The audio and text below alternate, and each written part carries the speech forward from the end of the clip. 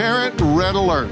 We are continuing our coverage on this dangerous takeover trend where hundreds of young adults close down streets to perform reckless car stunts. People go to these street takeovers for the adrenaline. Absolutely, that's the whole point. The man who killed your brother may only serve 2.5 years in prison. Yes, sir, that's correct. Where is the parent for every one of these kids?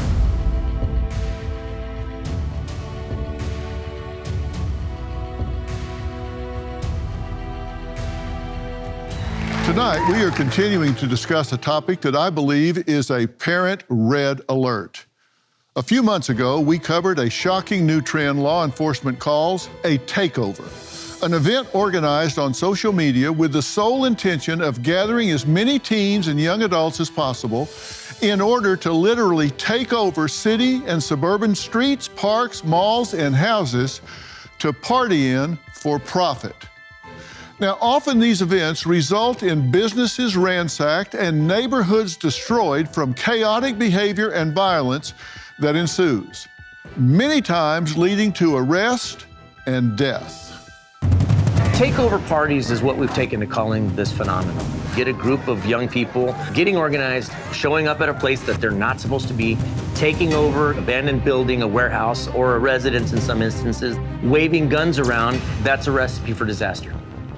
What we have seen is that young people are dying at these parties.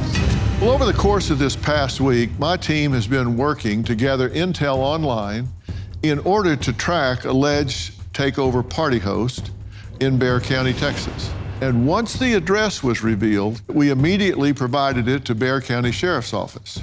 That night, they allowed our cameras to follow them to that location, and sure enough, there were teens, drugs, alcohol, and guns. Get on the ground! We got a dog! Stay your Turn off your car. Turn it off. It's your hand! Keep your hands away from your body! On the ground! On the floor now! On the floor now! Crawl out feet first. Crawl out feet first. Keep coming. Keep coming. Keep coming. Good. I got you covered. All the way down. All the way down now. The house doesn't smell like marijuana. You understand that, right? You got a bar on you? Anybody else inside the house? It looks like it's semi-automatic. These are the weapons that are claiming the lives of innocent kids on the street. Same weapon that's being used in school shootings across the nation. We got the host. Come to the back when we find discarded marijuana, we find alcohol and beer, and then come to find a rifle. You introduce that, and that's a recipe for disaster.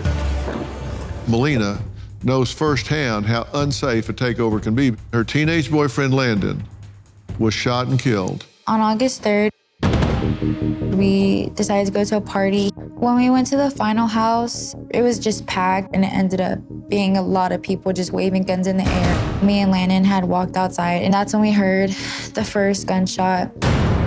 I just remember running, and when I got to my car, I realized that he wasn't with me, so I ran back into the house. There was people standing around, a person on the ground. I realized it was Landon when I saw his shirt.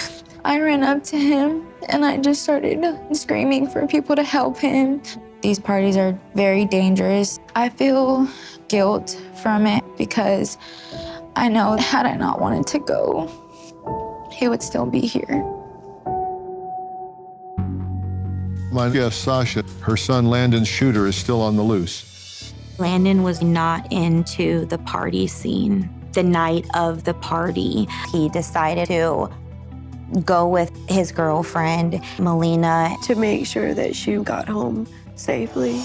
We got the phone call that there was only one fatality, and immediately I knew that it was my son. My world fell apart. You're never thinking that you're gonna bury your children. It doesn't matter how well-intended they are. Yeah. You put certain things together, it's just gonna spell disaster, right? Yes. You put drugs, alcohol, brains that aren't finished growing yet, Sure. and then you throw guns in the middle of it, and who knows what happens. Tonight, we are continuing our coverage on this dangerous takeover trend and specifically focusing on street takeovers where hundreds of young adults close down streets to perform reckless car stunts.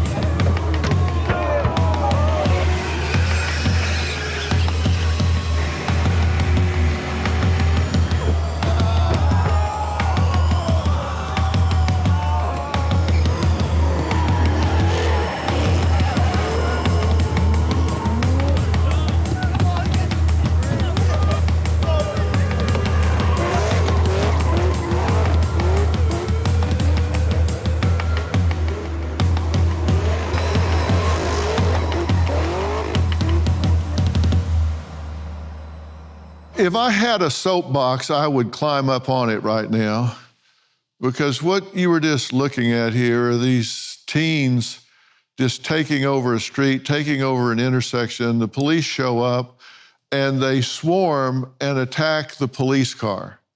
They're kicking the police car, trying to kick the windows out of the police car. Let me tell you something, guys. Enough's enough and too much is too much.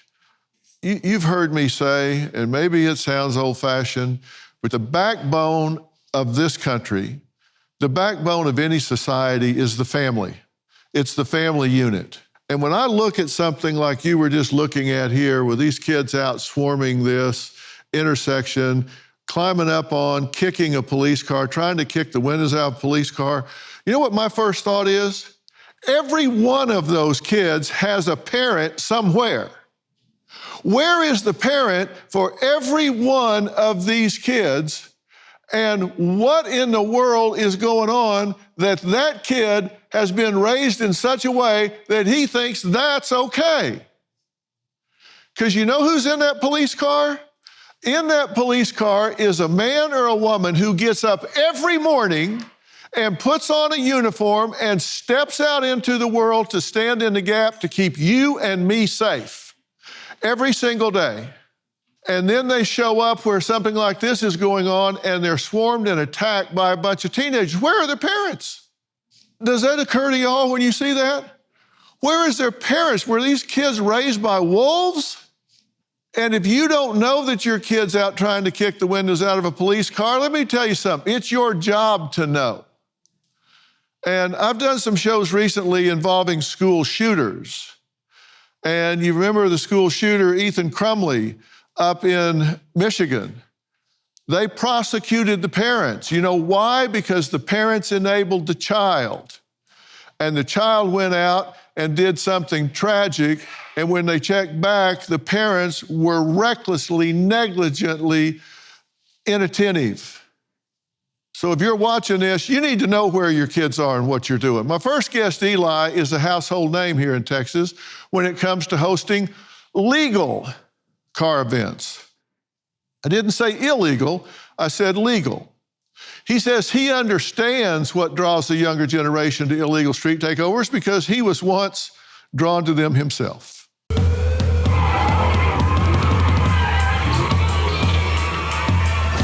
I'm a lifelong car enthusiast. As a young kid, uninformed, I went to a lot of illegal car meets and witnessed a bunch of crazy things.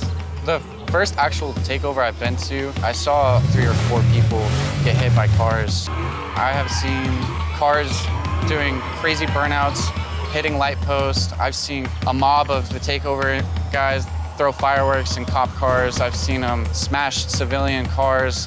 I've seen them light a ring of fire, stand in the middle while cars are doing donuts around them. I've seen shootings. People like takeovers because of the adrenaline rush.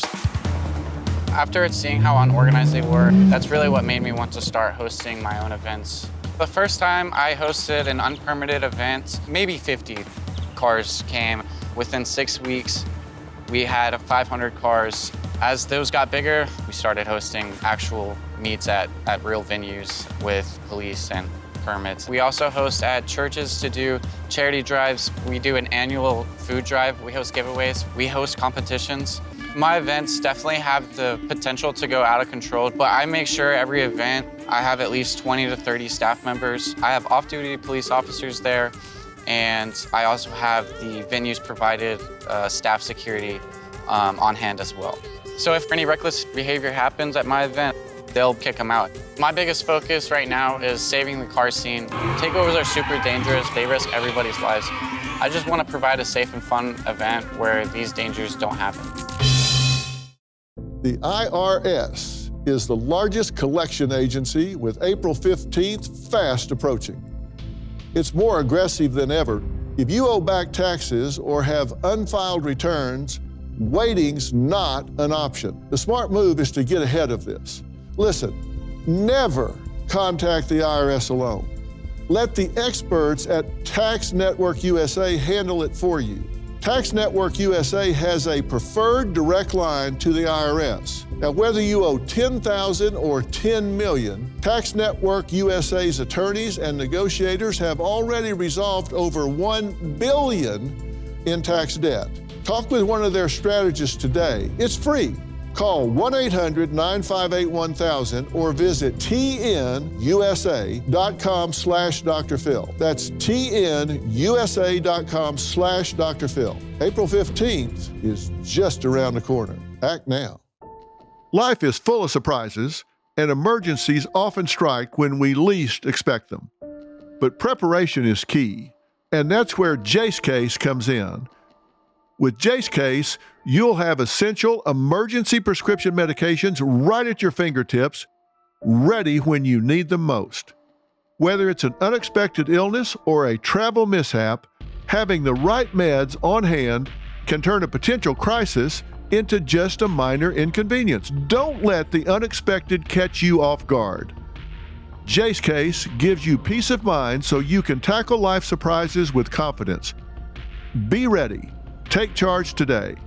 Head over to jace.com, that's JASE.com, and when you check out, use the code PHIL, spelled PHIL, to get a discount on your order and to have the right meds on hand the moment you need them. Well, Eli, thank you for being here and talking about this. Now, you say people go to these street takeovers for the adrenaline. You know, they're wanting that rush, right? They're wanting to almost getting hit by a car or running from the police when they show up and everybody has to scatter. Absolutely, that's the whole point. So how many of these did you go to before you grew the rest of your brain and decided not to be an idiot? Yeah, so I've never attended a street takeover where you take over an intersection or anything like that. I started attending unorganized car meets where you go to a parking lot and you just find an address on Instagram and you just go. And then you see a bunch of cars you like. But seeing how unorganized those were made me want to kind of host my own. I didn't see any effort being put into them, any organization put into them. And then I saw on Instagram shortly after I started hosting little car meets, 20, 30, 50 cars. I started seeing street takeovers everywhere on the news, on Instagram. Every 3 reels, I'd get one takeover video just because I like cars. Mm-hmm. And I would see, police cars getting lit on fire, fireworks being lit in police cars. Yeah. And you've seen cars doing donuts inside a ring of fire and all that kind of stuff. Absolutely. I've seen it all. I mean, it can look like a lot of fun. And why not do it where it's not illegal and there's some safety involved in it? Absolutely. And we're going to talk about that. You've seen people get smashed between cars? Yeah, so I went to what they call a legal pit. I like the movement, what they're trying to do. A lot of the legal pits that you see around, I don't see it being actually legal. They just find an owner of a piece of concrete to allow them to come out, and they'll sell tickets. But they'll get 500 people surrounding, a few cars doing donuts, and I decided to attend one, and just to see how it all plays out. I wanted to feel the adrenaline of a takeover, and I wanted to see what the hype was all about. So I went, I parked my car, and As I was walking to the pit, is what they call it. The pit is the 500 people standing around and then the 2 cars doing donuts in the middle. As I was walking to the pit, I see a guy holding his girlfriend and her legs hanging by her knee. I see a bunch of blood. I was like, well, that's not a great first impression. And I walked into the pit, and after that, I saw a few more people get smashed in between shipping containers and stuff like that. Oh, jeez. Next, an alleged street takeover that left a young man dead and his fiancé clinging for her life after a reckless driver hit them both as they crossed the street, walking friends home from a dinner party. That's where it gets out of control. We're going to meet the fiancé and the young man's sister because they were just taking a walk. We'll be right back.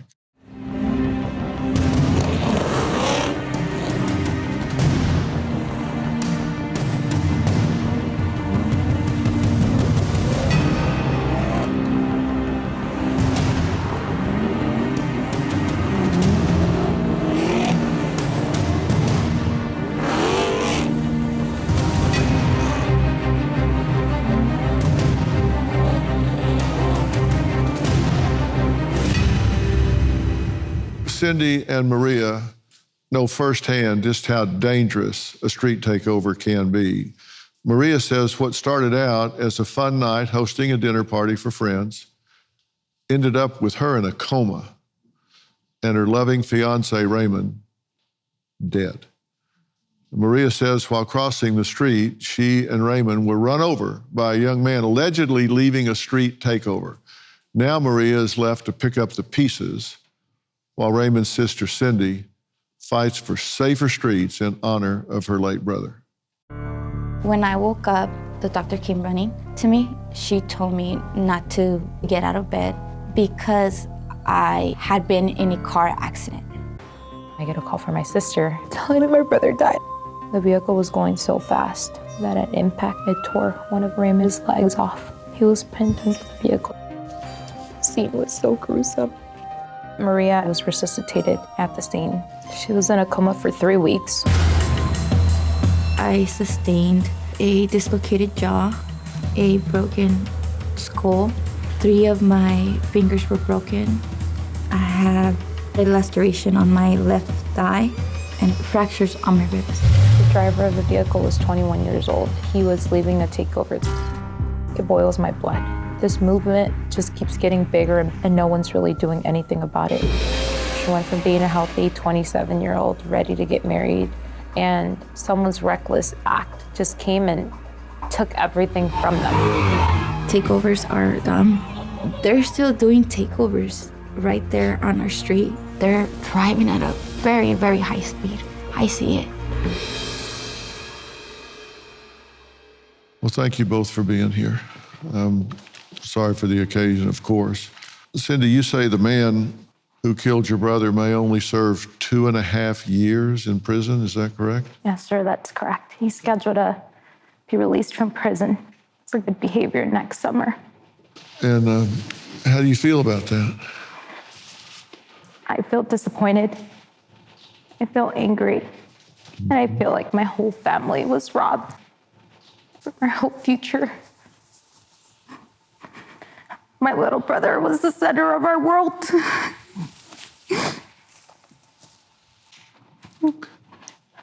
Our lives are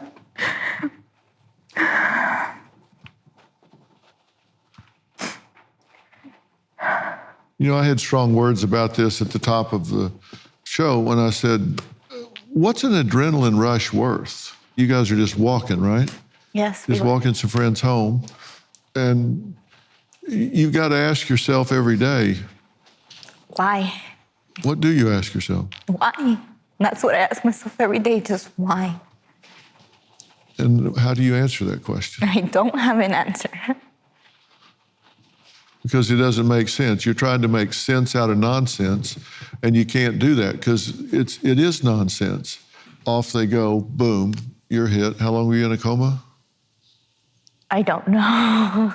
She was hospitalized for about a month. She was in a coma for about 3 weeks.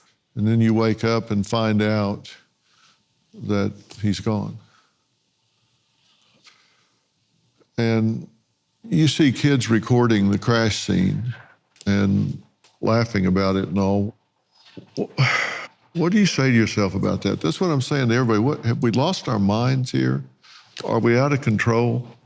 Just brings me complete anger, complete sadness to see that someone that has no motivation in life, no aspiration, no guidance, no mentorship comes and takes something from someone that has goals in life, someone that has worked so hard to become an educated person. My brother was a civil engineer for the city. Maria was a teacher and educator for the district. And here you go, two successful young people crossing a residential street and a vehicle driving recklessly, fleeing one of these takeovers, heading to another location, strikes them. And the crowd behind them think it's funny to record someone in that manner and post them online for monetization, for likes, for views, without taking into consideration the family and who is going to be seeing that. Yeah, because for them, it's over that day. You know, they record it, put it up for clicks. They're not there through all the rehab. They're not there through all the grief. They're not there for all the things that you guys are having to go through. And, you know, when I say I want you to talk to your kids, talk to your grandkids, they need to see things like this. They need to understand that there is a consequence to what you do when you go out recklessly. That car weighs, 4,000 pounds. It gets out of control fast. You get out of control of it fast. You guys plan to have a family, right? Yes. We actually planned to get married that year. Actually, last year, we were already planning our wedding at our home, our recently purchased home. Yeah. And all that's gone. This kid took all of our hopes, our dreams. My sisters and I were planning to be bridesmaids. We were all in group chats talking with Raymond. And he would always picture how beautiful we would all look as his bridesmaids. He was the center of our world. He was a man of the family. And he's no longer here to guide us. He was paving the way for all of us. He was a first-generation American, first to graduate from college, first to get engaged, first to buy a home. He was living life by the book, doing things. He accomplished so many things at such a young age. He was only 27 years old when he was killed. It's absolutely tragic. And so you're doing advocacy work to stop street racing, to stop these takeovers. Yes, sir. I've been mentoring parents. I'm a mother myself. I'm a single mother, and I know what sacrifices we have to do to be able to put food on the table and provide. However, when we indent core values, principles, morals, we have that open line of communication with our children, we can expect them to behave the way they're expected to behave even when we're not physically there. Of course. That's why I say even though it's not safe, it's safer. It's better when you get this off the street. All right, we're going to take a break. When we come back, joining us is Bexar County Sheriff Javier Salazar. I want him to weigh in on the difference between doing these things legally, where there are some safety precautions and boundaries and barriers, and doing them illegally. We'll talk about that and more of this when we come back. Let's cut to the chase. Your savings could be in serious trouble. When Elon Musk is out here warning us to brace for temporary hardship, you might want to listen. I trust Preserve Gold to safeguard my accounts, and I urge you to do the same. They're the only precious metals company I recommend. Are you going to sit back and hope for the best or take control of your financial future? Text Dr. Phil to 50505 to get your free precious metals guide from Preserve Gold. With gold prices recently breaking records and analysts predicting this trend to continue through 2025, you cannot afford to wait. As a bonus, you can get up to $15,000 with a qualified purchase from Preserve Gold. So don't wait. Text Dr. Phil to 50505. That's DRPHIL to 50505 today. We're back talking about teen takeovers, and teens can be taken over houses, they can be taken over intersections, they can be taken over parking lots or whatever. And here's the thing. Think about those words in a sentence. Teen takeover. Let me say it again. Teen takeover. Now, the problem with that is several. Your brain's not through growing until you're at least 25. Some research says not until you're really early 30s, particularly for guys. And the last part that grows is the neocortex, this part in the front. That's what makes us different than a lot of animals. And that's the part where you have foresight, the ability to predict the consequences of your actions. You know, it's the reason you don't give a 16-year-old kid a brand new Corvette, because they have no idea how fast that can turn into just a bunch of plastic scattered on the highway. They don't have the ability to foresee that. As adults, we're supposed to see around those corners for them until they get that ability. Now, Eli, who's with us tonight, hosts these kinds of car shows, these kind of car events in a legal way with actually police at the event. Because look, it's okay to do things with cars as long as you have safety considerations in place. Now, Sheriff Javier Salazar from Bexar County is with us. Sheriff, there's a huge difference between doing these with adult supervision, with police there that are trained to drive at high speeds, unusual situations and circumstances, and can figure out what needs to happen in order to have enough safety boundaries for people around. What's the difference in terms of predictable outcome between safe versus a bunch of kids getting in a parking lot or on an intersection somewhere? Well, let me just say with these events, safer doesn't necessarily mean safe. Right. We've all seen the stories where these things start out legal and then safer, and it still turns, goes head south. But with that being said, what we see in the street takeovers is just straight up lawlessness.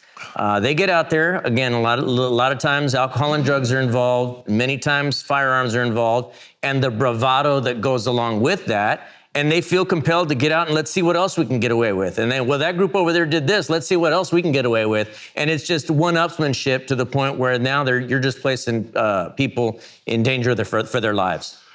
Yeah, and we've looked at this where we've seen, apparently there's a big thrill to spinning around because we see lots of donuts and lots of spinning, even tighter than a donut. And I've seen video after video with some girl hanging out the window until the car spins too much and hits a light pole, and then she's thrown out the window, all except her left leg, which got caught in the cruck of the car. And then people's lives are changed forever. That's the problem.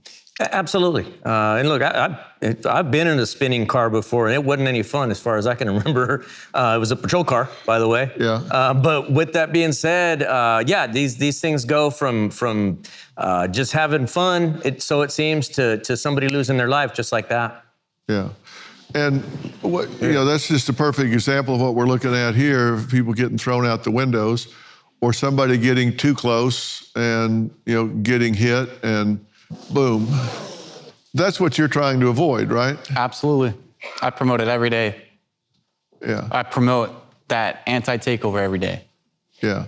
And the host of illegal takeovers want videos that are outrageous so they get a lot of clicks, right? Everybody scrambling to get away from the police, guns going off, everything happening in the world, because that's the big adrenaline rush. Now, everybody gets a car and puts a loud muffler on it and says, we got to go get in this. This is fun. This is like scatter. But that's not fun for you guys. No, it's no fun for us. I mean, you're putting everybody in the public at risk when you're doing that sort of stuff. Not just the spectators, but the motoring public when you're doing a highway takeover. Not to mention all the first responders that are going code to get there to stop it from happening. Yeah, you guys even now have guidelines where you'll break off a high-speed chase rather than chase somebody in an unsafe way or into an area where there's going to be a lot of traffic and that sort of thing. Sure. I mean, at a certain point, when the pursuit tactics themselves become more dangerous than what started the pursuit, when it comes to that point, it's time to start thinking about cutting things off at that point, for sure. How many people show up at your events now that you promote? I mean, it ranges. We host events at Texas Motor Speedway. Those events will have anywhere from 3,000 to 5,000 people. Mm-hmm. And what happens at those events? So at those events, we do drifting on a track. So we have a road course there at TMS for drifting. So we have drift instructors there teaching, younger guys how to drift if they don't know how to drive their car. Drifting also allows you to know how to control your car, not even off the track, When your car is completely sideways at 80 miles an hour, you need to know how to correct that and come back to a straight line. So we do drifting there. We also do a burnout competition for those who like that. The crowd will vote for, whoever has the best burnout, and they'll win $2,000. Yeah. And then we'll also have drag racing. So that's racing from a stop in a straight line, 8th mile down, and whoever wins, wins. Bracket race all the way down to first place in different classes. You have police there? Yes. Okay. Yeah, so Fort Worth police patrol that, and that's provided by Texas Motor Speedway. Yeah, yeah. We also have around 40 to 50 staff members for that, and we also have private security on hand as well. Yeah. So people can just do burnout competitions. Yeah, so we have a Those are the kids whose parents buy their tires. Yeah. Right? Yeah, I mean, it's not all kids, most of them are kids. Most of the kids are there watching, so they're watching how to do it the right way. And most of the people that are actually competing with their cars, they're showing the kids how to do it.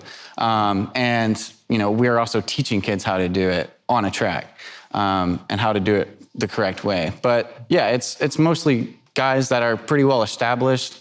They have a full-time job and they want to come out and escape for the weekend and burn their tires out and potentially win some money and get some social media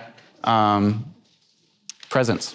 And that makes sense to you as long as it's at Texas Motor Speedway, right? It doesn't. It really doesn't. I'd say it's better. Give me a break. Come on. I mean, look, I've studied high performance driving, and even then, I still can lose control of my car and have a crash.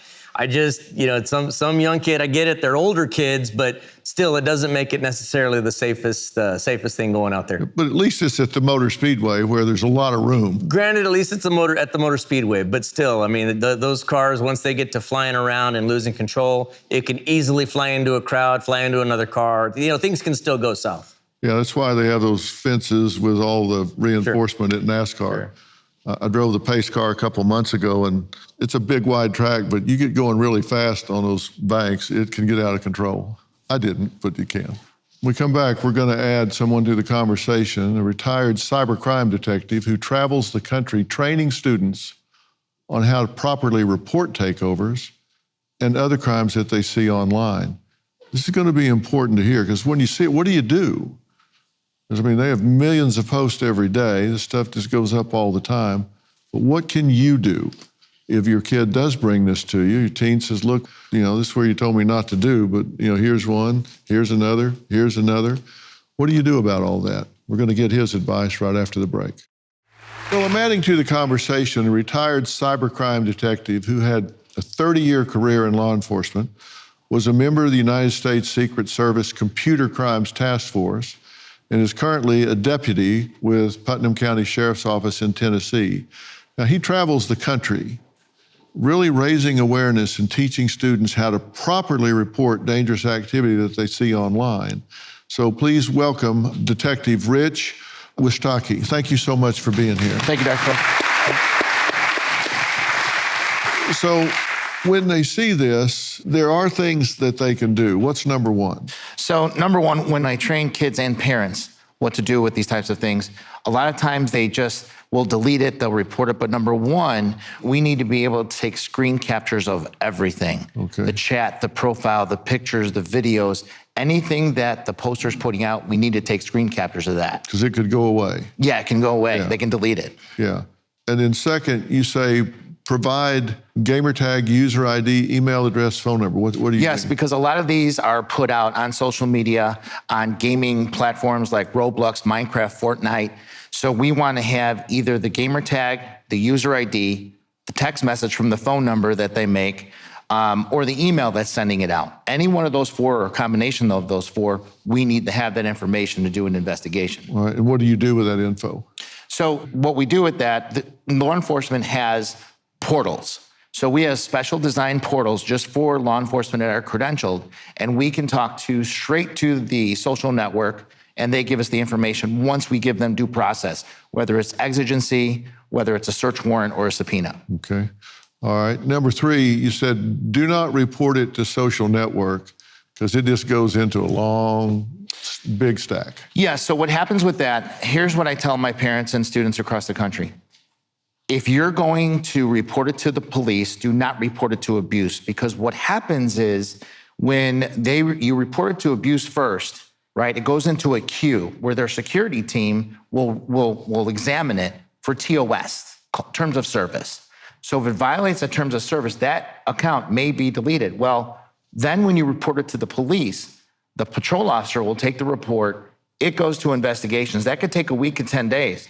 Then once the detective goes and does preservation, subpoena, or search warrant, they've already deleted it. But if you're not gonna report it to police, by all means, always report it to abuse. You say write a detailed written statement about what happened. Yes, so I want the person who is viewing it to write down exactly what happened, who sent it, and how it made them feel, because in law enforcement investigations, we cannot be alarmed and disturbed according to the Supreme Court.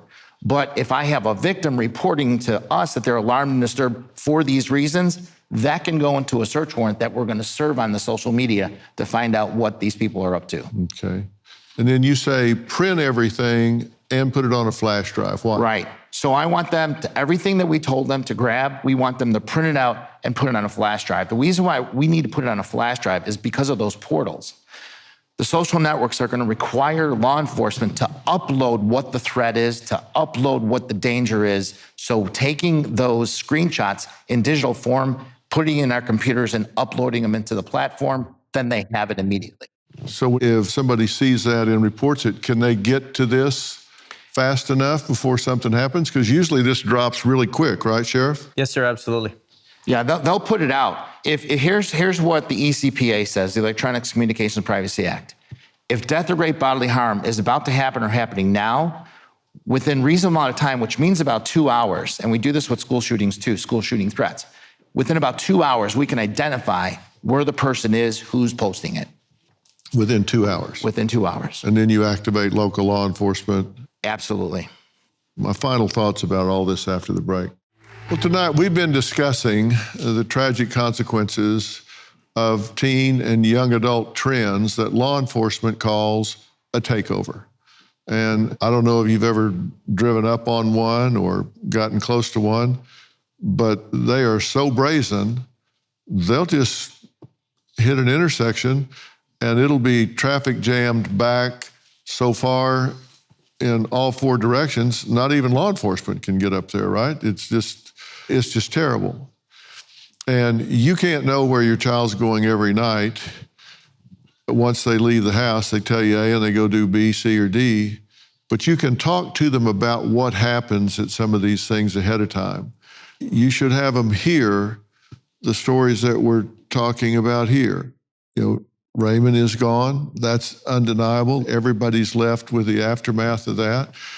You're still having to fight back from your injuries, right? Yes, I am every day. Every single day. Every day. And all for 10 seconds of an adrenaline rush from somebody. So, you know, your kids can't look away from some of this stuff if you make them look at it, if you make them aware. And they've got to have the strength of their convictions to say, no, just pull over and let me out. What you can do is help them develop foresight, where you say, all right, let's just play the what if game, all right? And you know, you can play the what if game till it makes you crazy, like what if we hadn't walked across that intersection at that time? But the what if game can also be constructive as long as you answer the question. What if I do go? What if somebody is hit by a car? What if I'm implicated in it? What if it changes my whole life? What if I go to jail? Answer those questions, and maybe your child will take pause and say, you know what? The risk-reward ratio is just not good for me. But the only way you're going to affect that is you sit down and have that conversation with them. And they might roll their eyes, say, oh, Mom, come on. Oh, Dad, come on. But they're going to hear it. And you need to teach them, it's what we refer to as critical thinking, how to think their way through this, because they don't come to it naturally at that age. You got to teach them how to think their way through. Let's just project ahead. Let's say if this happens, then that happens, then this happens. And it sticks with them. The whole goal of any discipline is that it ultimately becomes internalized and becomes self-discipline. And that's true whether you're dealing with a 2-year-old, 12-year-old, 18-year-old, whatever. You hope they internalize it and it becomes self-discipline. Maybe if somebody had had that conversation, maybe you two wouldn't be sitting here tonight.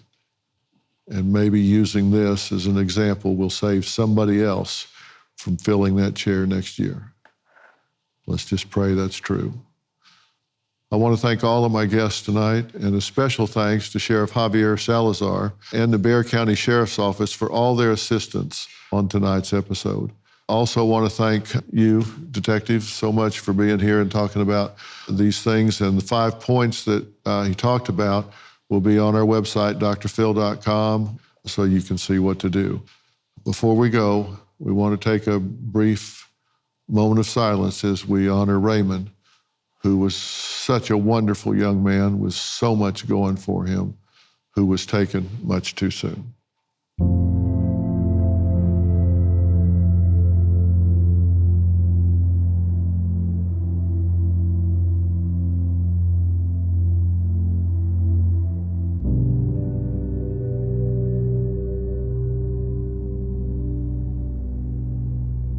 Thank you all for being here. Good night.